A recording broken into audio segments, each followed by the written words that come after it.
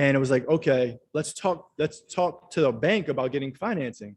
And so instead I was like, well, let me just call the owner and see what the owner says. And the owner agreed to do owner financing. So now we have 6 people. We're splitting a down payment. We talked about terms. The guy agreed to no interest, low down payment. And by this time we had put it on social media. We had so much interest that, you know, the 6 people in the 25-acre mountain, it was obvious that, well, maybe we can do more. So the next day someone said on my Facebook, hey, I have 100 acres. Do you guys want that? And I said, well, I don't know what I'm gonna do with the 100 acres. We're already buying 25. I only wanted 1 acre really, because we don't know how big 1 acre is until you get on it. You're like, okay, I don't know what to do on this space, you know?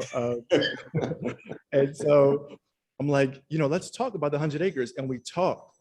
And I said, you know, there's a lot of people like me that want land. I said, why don't we build a community on the 100 acres? And they said, well, if you're going to build a community, we will give you this land to build a community on. And so I said, okay, well, I don't want money or anything in return. I just want to help facilitate it. And they said, well, if that's the case, then take the land, do what you're going to do. We appreciate the help. In exchange for you building a community, it will help us because now we get infrastructure on our land.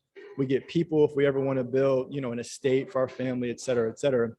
And so I put that on social media and people answered by the hundreds. I had hundreds of people reaching out to me and I was forced to like organize and strategize. So I have a background in political organizing, right? So for me, it was like, okay, break this down into groups. We'll set up Zoom calls of 15 to 25 people. I found someone to help with the Zoom calls and we just went full speed. Before I knew it, we had hundreds of thousands of dollars. We had builders, we had plans, we had everything. We got the land inspected and the land wasn't really the best land to build a community on.